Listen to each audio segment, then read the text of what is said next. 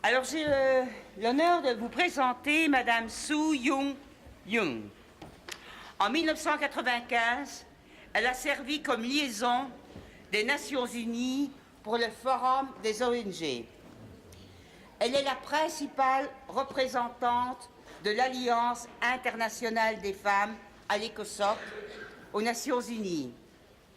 Et à ce titre, elle est également présidente du comité des ONG sur la condition de la femme à New York, ainsi que première vice-présidente de la conférence des ONG. Madame Yoon est un membre du conseil d'administration du Conseil consultatif mondial sur l'initiative du sida de Harvard, de l'environnement et de l'organisation du développement des femmes et la Fondation internationale pour l'université féminine d'Iowa. Elle travaille comme conseiller principal et consultant pour l'Organisation mondiale de la santé. Elle est aussi membre honoraire du club 5 Foot Tall. Je vous en prie.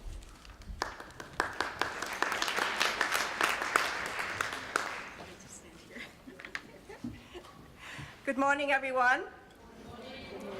How many of you were in Mexico City? Okay, only one in the room. Copenhagen? There you are, I was also there. Nairobi? Yeah. Beijing? How many of you wanted a Fifth World Conference on Women? That's just fine, that's great. I'm Sun-Young Yoon, and I would like to thank Madam Chair and distinguished participants and colleagues and friends for this opportunity to speak to you this morning. I often ask myself these days, what do we want from Beijing plus 20? When my husband asked me that question, I had one answer, and that was, I need hope. We have to believe that violence against women and girls can end in our lifetimes. And we have to regain our confidence that patriarchy can be dismantled once and for all. Next year, many global trends will point to a different conclusion. During the review and appraisal of the Beijing Platform for Action, you're going to hear a lot of skepticism about progress made. Both governments and NGOs will lament, justifiably, the negative impacts of the global financial crisis, the slow progress on climate change negotiations, and setbacks to the women's movement due to fundamentalism. And with all that backsliding, we could end up discouraged, but that would be wrong. Let's look back to 1975 for inspiration. When governments met in Mexico for the first UN World Conference on Women, do you know how many recommendations mentioned ministries of women's affairs? The answer is none, because we did not have ministries of women's affairs at that time. And in 1980, at the conference in Copenhagen, did governments debate gender equality? Again, the answer is no, because gender did not enter the UN documents and debates until the 1995 conference. When CEDAW, Convention on the Elimination of All Forms of Discrimination Against Women, was first introduced in 1980 to the governments, only a handful had signed on. Today, 188 governments have ratified CEDAW. And that is how women like Unity Dao in Botswana won the right to pass full citizenship to her children. And that is why so many family and civil laws are being transformed to support women's rights right here in this region. We, the feminists and women's movements, changed all that. You, with your intellectual and moral leadership, changed all that. And during Beijing Plus 20, we can reach even higher. Looking ahead, there are two events that I would like to praise and raise.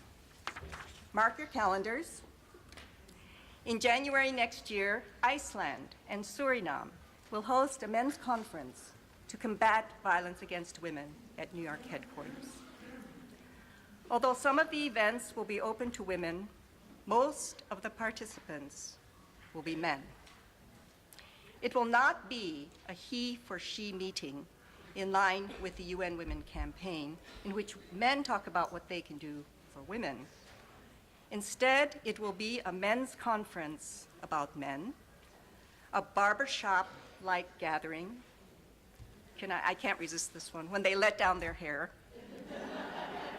and talk about what happens in their personal lives as well as what happens in their public lives.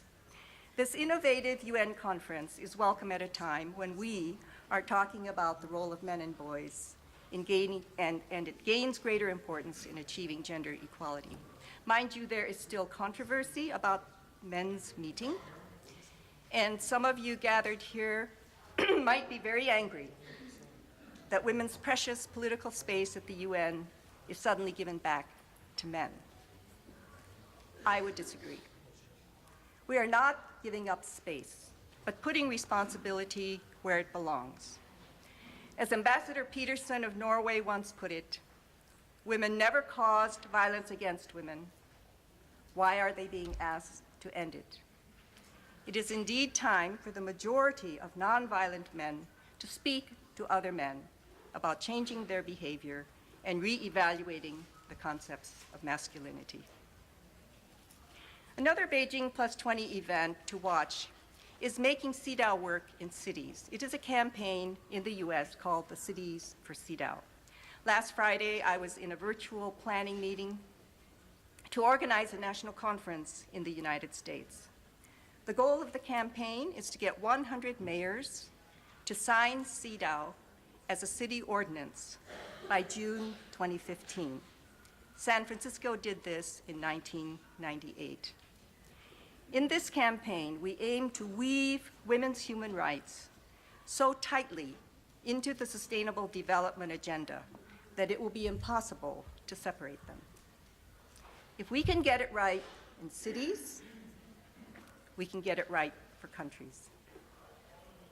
I'm happy to report that at that national conference, 230 US mayors supported a resolution saying that CEDAW really should be adopted as a city ordinance. Mayors in Dallas, Atlanta, Baltimore, New York City, and Los Angeles are among the cities we are counting on to help move this campaign to a successful end. For the international feminist and women's movements, Beijing Plus 20 is our special moment. But we are near a cosmic convergence of other global happenings, the end of the Millennium Development Goals and the launch of a new UN development agenda. The New York Committee on the Status of Women is committed to doing its part. Like our committees in Vienna and in Geneva, we are also a 99.9% volunteer organization, and I always add, I am not the 0.1%. We welcome you to next year's NGO CSW forum from 9 to 20 March. We begin with a consultation day on the 8th of March, where our Woman of Distinction awardee will give the keynote address. The Women of the World Music Ensemble will be there with youth poets and filmmakers to also celebrate Beijing Plus 20. On Friday the 13th, yes, I said Friday the 13th, we will have a very lucky celebration march down 2nd Avenue wearing banners for equality, development, and peace. Please come join us then. By the Chinese calendar, 2015 is the year of the sheep. It will be a time when peace and harmony and reconciliation can mark new beginnings. Starting with this wonderful NGO forum in Geneva, some of us will travel to other regional consultations. I'm on my way to Bangkok, Addis. One of our members here is on her way to Santiago in order to prepare for CSW 59. Let us carry hope in our hearts from place to place like an Olympic torch. And then when we, our generation, has won the games, let us pass the flame on to the next generation. Thank you.